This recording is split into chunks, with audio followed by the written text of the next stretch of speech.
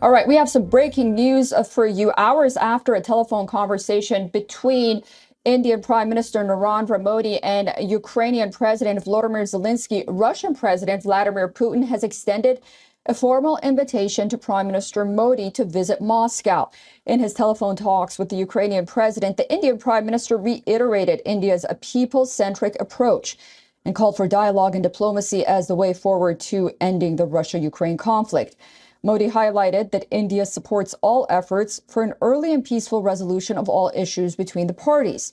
He added that India would continue to do everything within its means to support a peaceful solution. Amid extensive Ukraine-India engagement in recent weeks, the Ukrainian foreign minister is due to travel to India in the last week of March. All eyes will be on the schedule and developments around the Indian Prime Minister's visit to Kremlin at the invitation of President Vladimir Putin. All right, for more details, we are now being joined by our principal diplomatic correspondent, Siddhan Sabal. Siddhan, great to see you. This is really a developing story and breaking news. What do we know more about this invitation and what are its implications?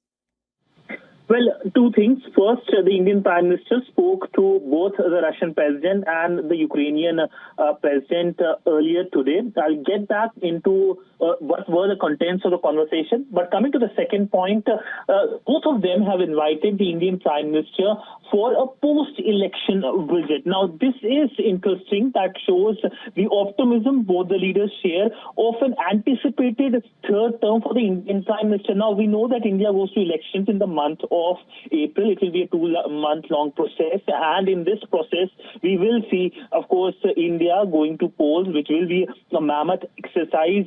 Crores of people will be voting, and the results will be due on 4th of June. But essentially, the fact that the invitation has been extended to the Prime Minister to visit their country is an expression of optimism both Moscow and Kyiv share. Of course, they don't share many things. But now coming to the contents of the conversation, when the conversation happened, the big focus remained on the Russia-Ukraine conflict. Now, India is seen as a peacemaker in many words.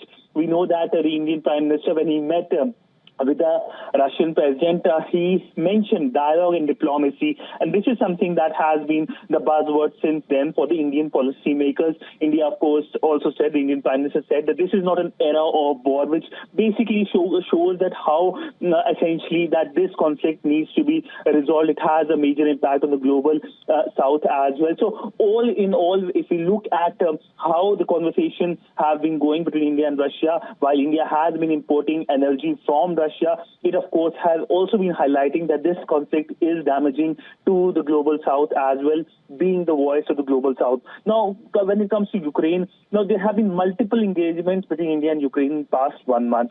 We saw the Deputy Foreign Minister of Ukraine visiting India. She spoke to WION exclusively that time. Now, this month we have seen the NSA, the Indian NSA and his counterpart speaking, the Indian Prime Minister and the Ukrainian President speaking, and next week the Ukrainian foreign minister will be traveling to India. Why so much conversation? The big focus remains on the peace summit that happened in Switzerland, and we know that the big focus is that will India attend, and that is what the Ukrainian side wants. So all in all, a very big day in diplomacy in terms of the conversations and where these conversations go in terms of the bilateral aspect of the relationship.